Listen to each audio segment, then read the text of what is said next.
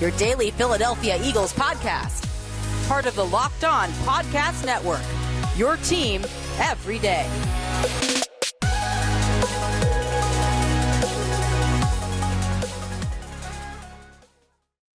Well, if that's not a great start to a season, I don't know what is. Welcome in, everybody, to the post-game show right here on your daily Philadelphia Eagles podcast. It's Locked On Eagles, as always, part of the Locked On Podcast Network, your team every day. Louis DiBiase, Gino Camilleri joining you on this Sunday/Monday edition of the show, recapping the Eagles' Week 1 2021 season opener domination in Atlanta against the Falcons, 32-6. Guys, again, be sure to subscribe to the podcast. We got today's post-game show. We've got Stock Up, Stock Down tomorrow. We've got 3 other shows this week as well. We're available on all podcast platforms, on YouTube as well, on Twitter at LockedOnBirds, at DiBiase, LOE, at GC24_football. And the tweets were just raining all day, Gino, because there was so much stuff to talk about. And it was different, though, than 2020, where there was a lot of stuff to talk about the Eagles as well. But today, it was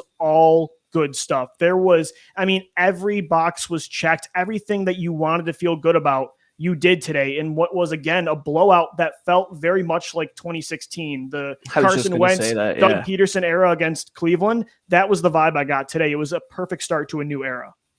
Yeah, man. And I tweeted this out from our show's account at Locked On Birds. The Eagles have played Matt Ryan. This was the 10th time now that he quarterbacked the team against the Philadelphia Eagles. They held him under 200 yards just one time in over a decade plus. They just held him to 164 today. If that doesn't just breathe a new fresh air and just a feel that this is a different team. And you know when I knew that it was different? When they held him the first time, right? And I'm like, okay, they're letting him go down a little bit. They held him.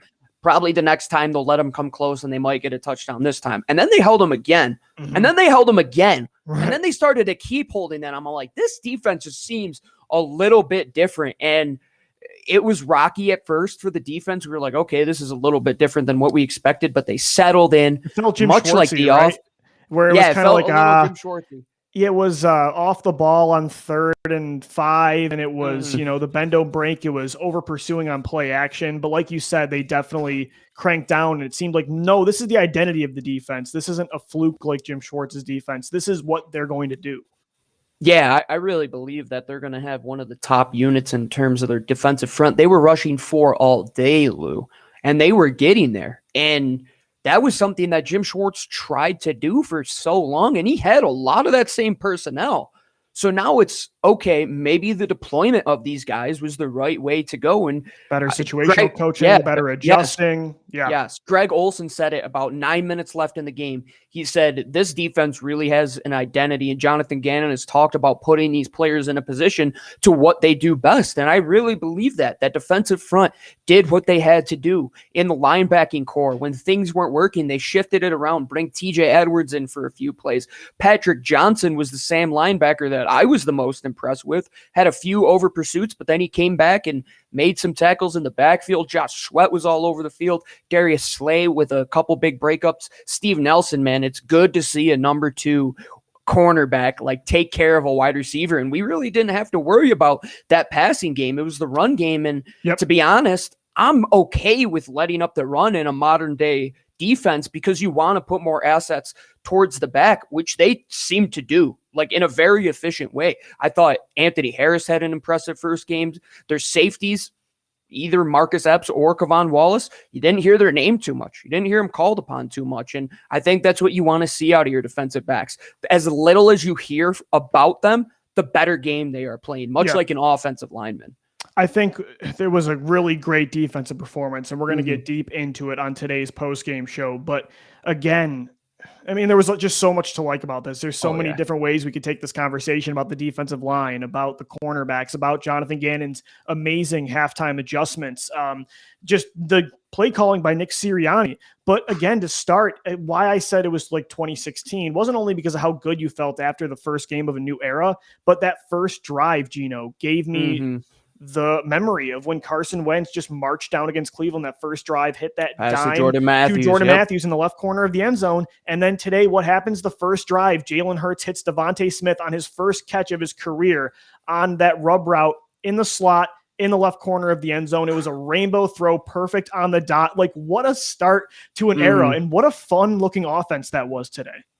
Yeah, and yes, there are things that will break down when we talk about Jalen Hurts more for sure. There was times against the blitz that he seemed to be a little bit under duress, but I think he kind of settled in as the game. Like once he realized, I have a very good set of skills in my legs that I run like a fullback. Like, yeah, I'll try to escape a couple more times when the blitz is coming at me. Some throws that, he maybe wanted to have back, but Lou, I mean, his stat line, 27 for 35, 264, and 3 touchdowns. I mean, we talked about him being a guy that you won with and wanted to win because of. I would say a lot of in part of this game on offense came down to how Jalen Hurts played. And I texted you after one of his plays where he had guys on him in the backfield, he escapes and he saunters for an 11-yard run. And I said, that's your type of quarterback, isn't it? And you said, I love it. I love heavy mobile quarterbacks, man. And you also outside of the pocket, that one throw where he breaks out and I think he finds Devontae Smith, I really got Donovan McNabb flashbacks. On the sidelines, the toe drag catch? Yeah, I was like, this is a guy who can really do it from multiple platforms. And I think we saw that. And like I said, between a guy like Jared Goff, who's a pure pocket passer, has to stand there. Jalen Hurts can roll to his left, roll to his right. He can step up in the pocket, which he'll get better at. He can roll outside the pocket. And my bet for over 60 yards today, he cashed that far and away, man. I mean, like we crushed all our LOE 3 bets, by the way. And I think just not with Jalen Hurts, but the whole offense, Lou. Like everybody seemed to play their role today. Maybe not the offensive line as much, but they did dominate towards the end of the game. Yeah, you texted me too. The one drive, Jalen Hurts had a shaky drive where there was a lot of blitz coming, and I thought he left the pocket prematurely. I thought, obviously, you have those legs, but sometimes he left the pocket too early. And not only did he do that, he dropped his eyes too when he was running. Yeah. And he missed some guys down the field. But then you texted me, let's see what he does in this 2-minute drill. And that 2-minute drill was flawless work. Chef's kiss. He started escaping the blitz with those legs. Some of the escapes he made in the pocket, again, I love watching that kind of quarterback play. But then he would get outside and he wouldn't drop the eyes. He was keeping them downfield.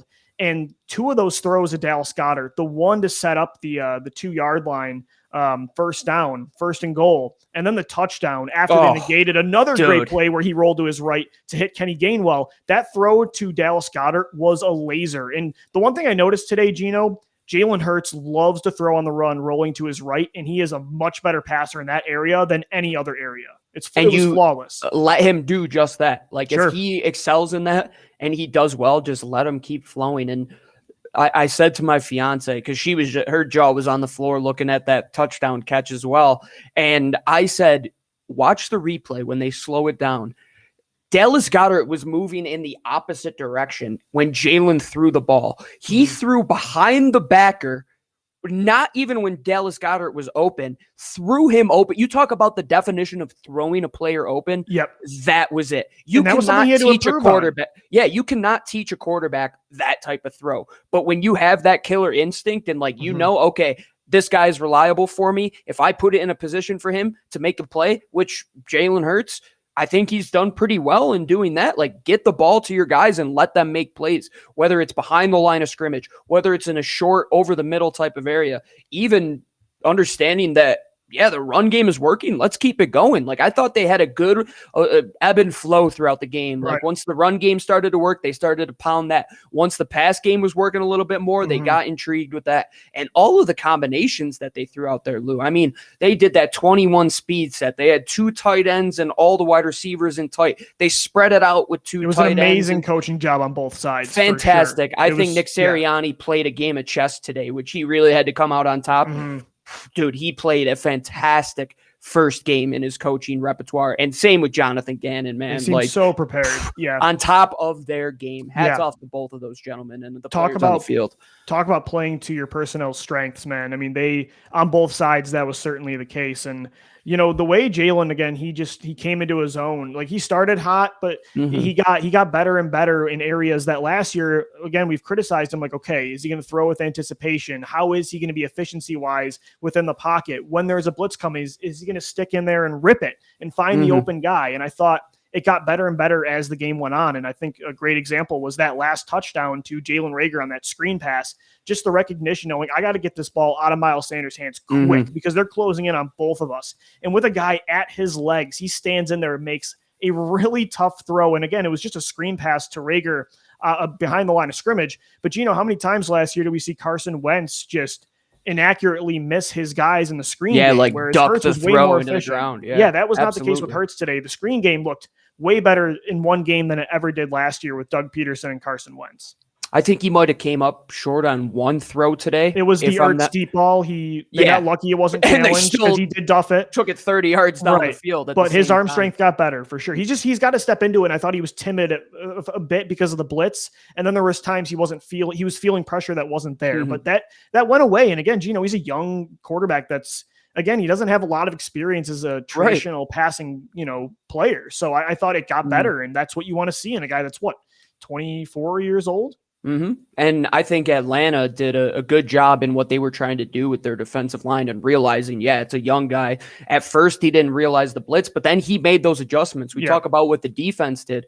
I think what they did in terms of the passing game after that, when they realized they were getting in close, for example, that tight end screen, you understand they're coming down the field at you really quickly. Those guys are over pursuing. Have Dallas Goedert get into his set, swing out the tackle in the guard, and you pick up that nice little 10-yard saunter because they're being too quick and coming up the field. And then that makes them check, okay, maybe we have to respect this game a little more. And they did. I think Nick Sirianni, in his understanding of situations today, Lou, did a far better job than we saw.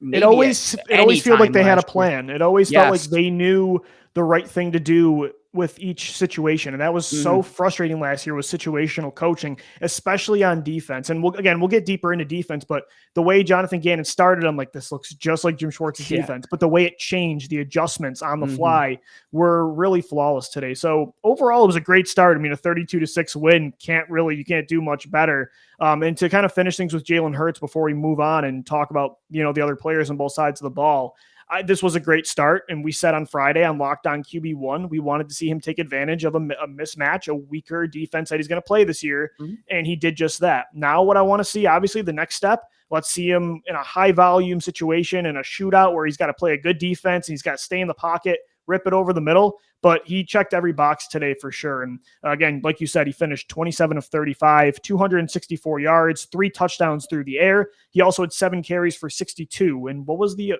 over under 60? I took it at so 60, you got it by +2, man. So again, our LOE 3, we got 5 of 6, right? Correct. Over 2.5 touchdowns for you. Right. Dallas Goedert over 43 receiving yards for you as well. I didn't get that. He had 42 yards. He had 42 yards. Oh, goodness. He had 4 for 42 and a touchdown. He was maybe 1 yard away. It might be 42 or 40. It's around there, but still relatively close. Jalen Hurts passing yards over 232. You hit that. He was at 264. And then I had Jalen Hurts rush yards 62. It was at 60. And then Devontae Smith on a single drive covered over 4 receptions. What do you have? He had 5 catches in a row. Yes. And Lou, I want to talk about that drive and the connection and how important it is that Jalen Hurts trusts that player and he trusts Devontae Smith because for the longest time in the last couple years, they were bringing in young receivers. And, there were times when Wentz was kind of hesitant to throw to these guys. Like rightfully so. Rightfully so. And it seems like everybody he was throwing to, he could trust. And if it was a nice check down to Quez Watkins the first few plays of the game, even Kenny Gainwell, we talked about that right before we ended our last show, that he has all of these weapons. And I think he was showing off every single piece. Zach Ertz got involved. Dallas Goedert got involved. Kenny Gainwell, Miles Sanders, all of the wide receivers. I thought how they dispersed the ball today and how they did everything on offense, outside of a little bit of execution, if 32 points is the baseline for sometimes when your offensive line takes 15 penalties almost, it seemed like, I'll take it any day of the week. 32 points is exactly what we were looking for in terms of what we can do on offense. We I don't even think we hit that number last year, maybe one time. But this year, it was the most since December of 2019. So that was the first time they scored 32 points in a game since 2019. Since that run went set in 2019. For everybody that said that Nick Sirianni might come out slow, I saw on the CBS broadcast today that they did a prop bet on one of their, I think it might be FanDuel, but betonline.ag is way better, of course. They said that the Eagles would have the lowest scoring total of any team today, and they put up 32 points. So those people that think they might know football, hey, let's check again on these Philadelphia Eagles, man. The Eagles take the win 32-6 in Atlanta to start the season 1-0. And guys, football season is officially back, and what a start it was. Let's make the most of it with a better way to create your custom pool at runyourpool.com. The premier sports pool hosting service, Run Your Pool, makes it ridiculously easy to run a football pool with friends, family, or office mates. They offer dozens of formats, including Survivor, Pick'em, Squares, Margin, Confidence Pools, 33, and more. Run Your Pool hosts formats for NFL and college football with 1 week games. You've got full season, playoffs, or the Super Bowl. Unlike other fantasy sports platforms, Run Your Pool has options and settings to make it your own. You can even brand your pool for your local business, bar, or restaurant. Reconnect with friends and join nearly 2 million football fans to make every game action-packed this season. Check them out today and get $10 off at runyourpool.com/lockdown or use our promo code LOCKDOWN at checkout. The Eagles take it. What a win. 32-6 in Atlanta to start the season. 1-0. Gino, we dove deep into Jalen Hurts, QB1. What a start in his audition for the long-term franchise quarterback in Philadelphia. 27 of 35, 264, 3 touchdowns through the air, 7 carries for 62 yards on the ground.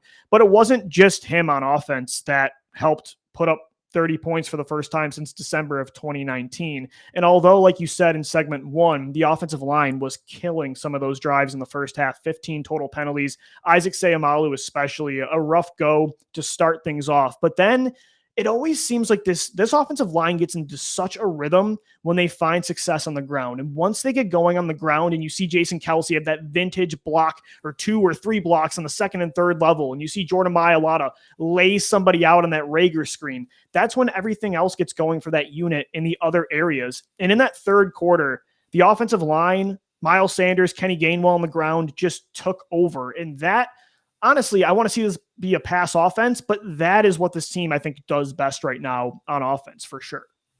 And that's one of those things that I think we look back to when we played Buffalo. Was that 2018 2019? So that season, there was a stretch when we had the lead in games and we were able to run the ball and just take time off the clock. And I think they did that exceptionally well today. I mean, they gave them absolutely no time, and then the defense would stop them again, and then they left them no time again. So I think they did a good job getting into a rhythm on the ground, which opens up that pass game so much more, because once they had to start respecting that interior and coming inside, you opened up the outside for everybody else. And I think Jalen Hurts and how he likes to throw, Lou, he is good outside the numbers. Like, it is enjoyable to watch him throw where you're not like right over the middle and a guy gets tackled within a second and a half. Like, he is giving guys room to run. He's putting the ball in space. I think he did a fine job of hitting guys right in the chest, right in the numbers along the sidelines today. And even when things went awry, the offensive line, even when they were taking penalties, there were a few drives when he got them back into things. And that big third down, I think it was a 3rd and 9, if I'm not mistaken, or 3rd and 11, where he converts it to Devontae Smith over the middle. That's a big, big win in my book. And I think Jalen Hurts, at times, there are some minuses you could put in the book, but there were a lot of pluses for me today in terms of what Jalen and that whole offense did. And it starts up front. It really does. And I need to take a second to the people that genuinely thought that the Philadelphia Eagles would be the worst team in the NFL. Let me tell you, football is simple. You know what the number one rule to football is? You know how games are won in the NFL? In the trenches. You know how games are won in college? In the trenches. The age-old adage that games are won up front. If the Eagles are going to bully people like they did today, it was bullying on both sides of the ball up front. Yes. Look at what Jordan Mailata did to Richie Grant. See if Richie Grant hangs around the box anymore. Incredible. That was his rugby, like background, Yes. just trucking some. Oh my Hats God. off to Jordan Mailata for getting that extension. I think it is very warranted, Yeah, and I think you absolutely. saw a lot of that today. But Lou, if they are going to have the ability to absolutely bully people up front, which they definitely did today in multiple phases, in the offensive game, in zone, in power, in the pass protection, in the defensive line, just absolutely making havoc for as good of a pocket passer, as good of a passer in blitz situations, as good of a passer when the pocket breaks down as Matt Ryan has been, especially against the Eagles. I think you check a lot of those boxes. That's how you're going to win games. You're going to win it by bullying people up front and bullying people on the defensive line as well. You're going to win the division if your lines play that good, Gino. And it's why, even though I didn't if they think don't this take was a 15 playoff penalties either, Lou, I Right. mean, they might score 40 plus And points today. Genuinely. And that's why all offseason, I wasn't high on the Eagles, but I never thought they were a 3 or 4 win football team like I thought Houston or Detroit was, because I knew, and you knew, and a lot of us knew, that these lines are two of the best in football, if not the best units. And like you said, when you have, that's the most important parts of a team outside of quarterback. And if you have the best offensive and defensive line, your floor is, that's why I always like, they're going to win 7 to 10 games for sure, if those two lines stay healthy. And today you saw that they totally controlled the game. But it wasn't just them, like the running backs, Gino, that was exciting to Miles Sanders. The juice between him and Kenny Gainwell was awesome.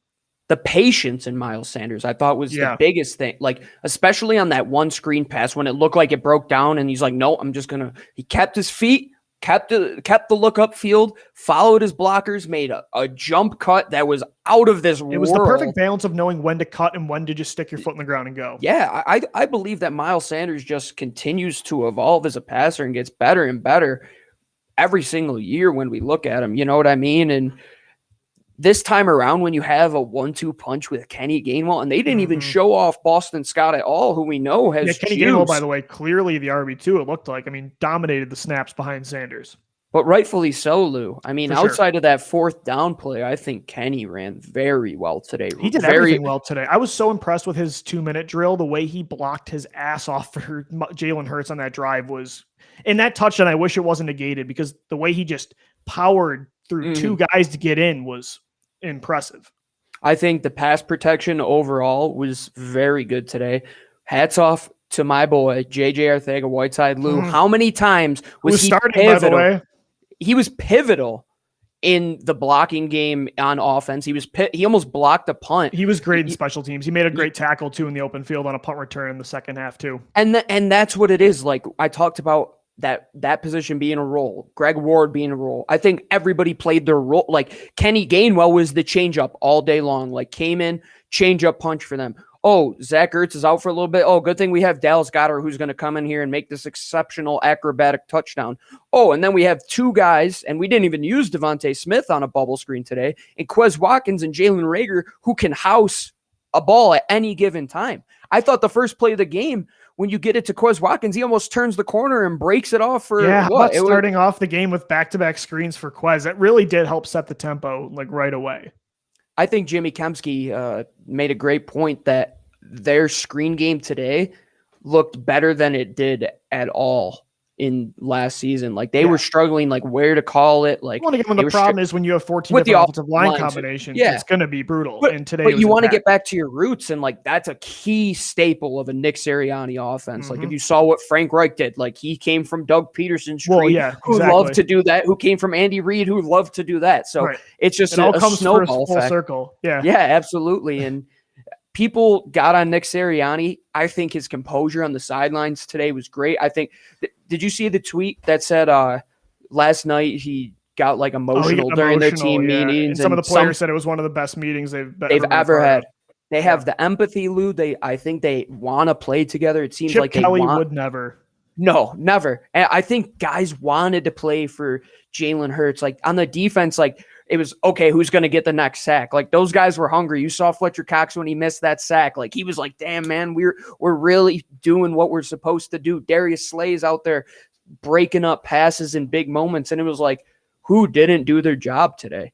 I mean, outside of taking penalties, I really think players did. Nobody was a player that they were going to win in spite of today, in my opinion. Outside of Eric Wilson, maybe at linebacker. Yeah, he stunk. I forgot about him. Yeah, he was bad against the run. But Gino, to transition to the defense, though, I really did think that they adjusted so well because it looked like a problem. They were over pursuing. I'm like, is that Nate Geary out there biting on all those play actions? And they were just on third down, the situations. I'm like, what's their mindset here? Why is Steven Nelson 10 yards off the ball and he's heading for the hills when it's 3rd and 5? But they adjusted so well. And I thought the defensive line was not a problem from the start. They saved, like you said, they had marched down the field Atlanta 3 times easy. They could have had 21 points, and instead they only had 6. And like you said, it kept progressing. Like, okay, you held them once, but if they keep doing this, they're going to score. And you're like, nope, they held them again. Nope, they held them again. And when you're 8 deep to the point where Hassan Ridgeway is like your 8th guy in the rotation, and he had 2 sacks or 1 in a forced intentional grounding. Javon Hargrave inside 2 sacks. Fletcher Cox is dominating. Brandon Graham, Josh Sweat was great against the run today. That defensive line is unstoppable loaded. Against the run. Josh Sweat. Did you see the play when he was the free Leo rusher on the edge and they cut it to the other side of the field and it took him like 3 steps to cover the ground and he's he not tackles the guy from behind. Rusher like some think he is. But if he's going to be a guy that can win his one-on-one reps like that all the time, cha-ching. Pay the guy. Seriously. If he's a guy that's not just going to play third down, if he's going to look like that against the run, Derek Barnett's not getting signed. And Barnett had a good game today, too. He almost had a sack in his own right, and he looked good against the run. But if Josh Sweat does that in the run game, because the pass rush productivity is going to be there, he's getting paid. Yeah, I totally agree, Lou. I think everybody on the defensive line, like Milton Williams got in there on the fumble today. Like everybody was all over it. I even forgot Ryan Kerrigan was on the team. I did too. Jannard Avery, he was stumbling around at the beginning. I don't know what he was doing on that one play, but it seemed that the Sam linebacker, like, are people seeing what I'm talking about now that like they can present different looks up front? They have 5 guys up front. They have 7 guys up front, and then they drop 4 of them into coverage. Like that's what I've been trying to say we need on defense. You can't just line up the same 4 guys in the same look in 2-3 techs and 2 wide 9s like Jim Schwartz did for 4 years and expect to win. Like you have even lining up the guys, like taking Fletcher Cox from a 3, putting him over the nose. Like even that is going to change up things. Josh Sweat from a 3-point stance to a 2-point stance. That changes up things. Patrick Johnson on the edge. You have 3 guys in Hassan. There were times when they had like 300 plus pounders on their interior today, rushing the passer. Teams aren't going to be able to hold up like that. And you saw Atlanta wearing down. Like they started hitting home in the 4th quarter on those sacks, Lou, because they wore them down quarters 1 through 3. And that's not going to be easy for teams to hold up. And you're going against your division rival in the Dallas Cowboys in a couple weeks, and they just lost their starting right tackle. You got to be foaming at the mouth if you're this Eagles defensive front at some of these quarterbacks that you're going to be able to get your hands on. Yeah, it was, man. I mean, everybody had a good game. Javon Hargrave looked like the guy you paid last year for agency. I mean, him and Fletcher. That offseason did him wonders, man, for sure. It did. The defensive tackles dominated this game, and it was Ridgeway, it was Fletcher Cox, certainly. It was Javon Hargrave. I mean, the entire defensive line. The Eagles are investing in the lines on both sides, and it's paying off incredibly. The only weak part of this game, I would say, were the linebackers, but it wasn't even every linebacker. I thought got better throughout the game. Yeah, Sean Bradley had a nice tackle. He's got to play. Like he's too fast and he covers too much ground. I like seeing too good of a tackler. There was another adjustment. They brought in TJ Edwards too. That's what they started doing is Gannon saw that, and this is not what Jim Schwartz would do. Nate Geary would be out there no matter what. Right. Whereas Jonathan Gannon saw Eric Wilson's getting killed in the run game. And if he's in the box, he's getting destroyed. He's not stepping he's getting up. Washed out like a rag. So what they would do is when they felt like they were going to run the football, they were bringing in Sean Bradley, Patrick Johnson. They were bringing in TJ Edwards. And then you notice on 3rd down, here comes Eric Wilson. Here comes Alex Singleton. And it was just good adjusting. Again, that's the thing is like, there's so much to talk about personnel wise, but the coach job too was just so smooth today. Yeah, I really can't complain. The only unit that I really look at today was the return unit in terms of special teams. Like, can somebody put their foot in the ground and just go upfield? Like, why are we was dancing around? way too much. So was Quez, man. Like, whoever returned the ball today, like, I was not pleased with that. But in terms of everything else, Aaron Sipos, MVP already. I mean, you had questions about like Cam Johnston. Yeah. You lose like the best punter in football, and then you go from that to this. Jake Elliott, perfect today again, too. It's always great to see. There were no special teams penalties that I was aware of. Hats off to that. J.J. Arcega-Whiteside almost blocks a punt. And I like that too, Lou. Like, they're not just sending a cornerback as the blocker. Like, they're sending a guy who has reach. Like, yeah, he's got length and can do that. And, like, you're playing to your guys' strengths. I thought Anthony Harris, unheralded hero today, nothing got behind him. I don't think they had any big plays that you can even look at. I don't think they even had one attempt. I mean, they had the one in the third quarter that Ridley dropped, but even that Slay was right behind him. No one was getting, 40-plus yards past, and that's a huge thing because Eagles fans are accustomed to seeing getting beat deep, and that wasn't even a possibility today.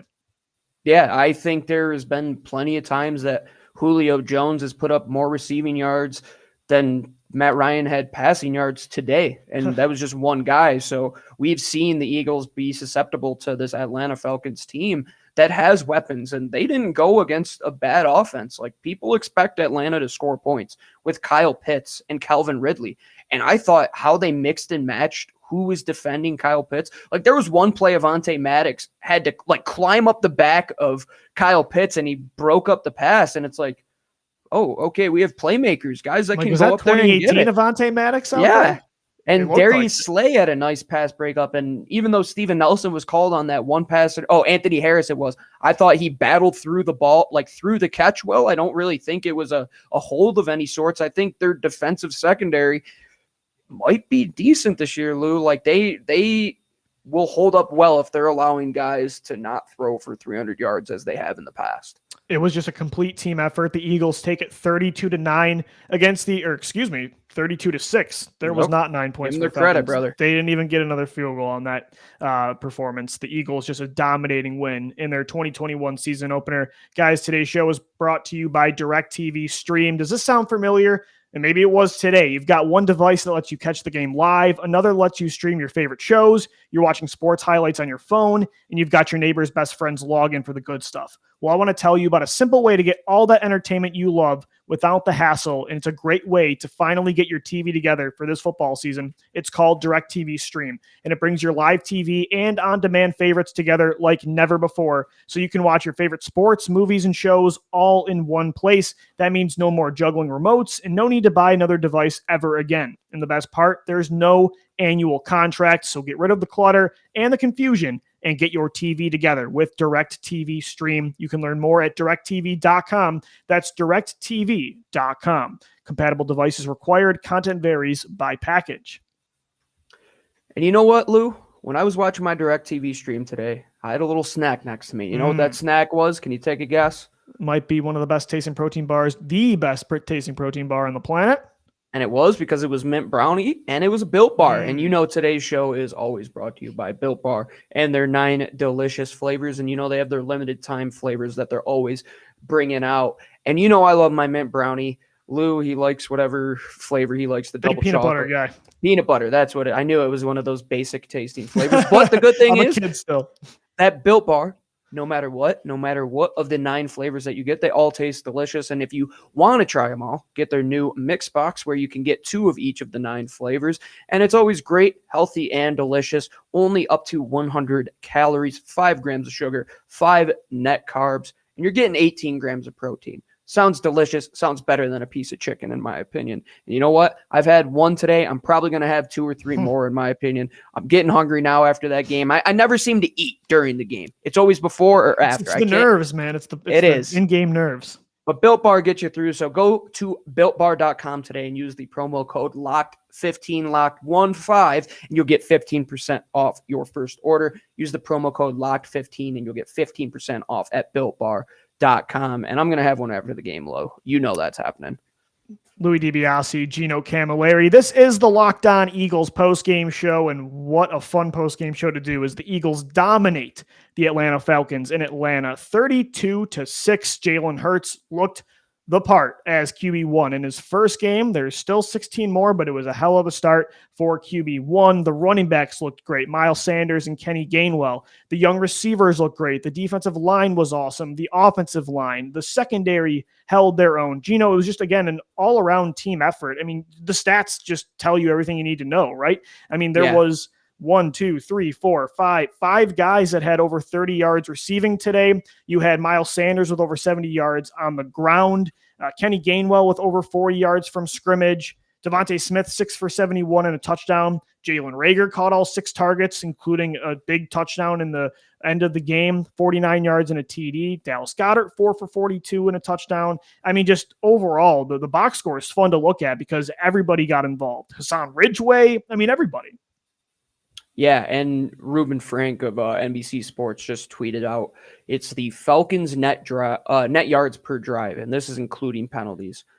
It goes 72-74. So the first 2 drives, we know we let up a little bit. Then it goes 10, 4, 4, 0, 14, 22, 4, 6, and 13. They only let up 1 drive of 20 or more yards the rest of the game after those first. That's, I don't know if you could even find that in a Jim Schwartz record book. Like, I would love to see it. You won't be able to. That is true. Yeah, I think we're going to enjoy talking about this coaching staff a whole lot more, Gino. Yep. Even in losses this year, I think we're going to be like, this team knows what they are, who they are, right, and they know where they're headed, and I think we're going to know where they're headed. And I think that's good because a lot of the times with Jim Schwartz, specifically on defense, I'm like, I don't know what this unit is. I don't know who they want to be. I think a lot of it's stubbornness, and that's the way it was. And it was a very refreshing feeling today on both sides of the ball. And that's not I don't want to be a prisoner of the moment now and just pull back any success that Doug Peterson or Carson Wentz had, but compared to last year and 2019 with the injuries, that was a miserable existence when watching the games. Even in wins, you were stressed and it wasn't very entertaining. Today, I was having, there wasn't a stressful bone in my body. Even when it was still a 2-score game, they've got this, and they're making the plays where they were scoring. It was fun. I mean, the Devontae Smith touchdown, I'm laughing like I'm a 10-year-old watching Deshaun Jackson again. It was awesome. Yeah, that's a really good way to put it, Lou. And it was enjoyable, and I think the guys were having fun on the sideline. Like, you saw Devontae Smith after that Darius Slay breakup, go to him and hype him up, and it's like the camaraderie. It just feels back. Like it definitely feels like they're a team again, and it felt very fractured last year. Like, there were questions, and we knew the state of the team at that time. And just to be able to just play football, like, as simple as that. Like, I thought today was just a bunch of guys going out there like the first game of high school. Nick Sirianni loves to reference that high school state championship game. They felt like a bunch of kids who had nothing to lose, had everything to play for, and they just had fun today. And it really was a young team to do it, plus those veterans. Like, everything you and I were saying, Lou, like, we weren't just talking from the stratosphere. Like, we had a grasp on what the feel of this team was, what the guys were saying. You look up in the owner's box and Jeffrey Lurie is smiling like it's his birthday. That's what you want to see. And it's like, this team is in a good state now. And even if next week is a roller coaster and doesn't go the way we plan, like, I think we have a baseline we can build on. We know the plan. Like, we have the map. For us old enough to remember MapQuest, like, you print out the directions, you know where to go. You got your GPS out. I think they continuing to just follow that path, Lou. Like, they're in it now. Like, we're in for a new Philadelphia Eagles team, which I think everybody should be rightfully excited for. 32-6 is the final score. The Eagles take it over the Atlanta Falcons. Gino and I have 4 more shows for you this week talking about this game and the next matchup, which is at home, the Lincoln Financial Field home opener against the San Francisco 49ers. We'll get into that game and much more this week, so be sure to subscribe to the podcast wherever you get your shows and on YouTube as well. Follow us on Twitter at LockedOnBirds, at DiBiase LOE, and at GC24_football. Tomorrow, stock up, stock down, and so we'll see you then. Until then, I'm Louis DiBiase signing off for my co-host Gino Camilleri. That'll do it. Thank you for downloading. Thank you for listening, and let's go Birds. And fly, Eagles, fly to your first place, Philadelphia Eagles.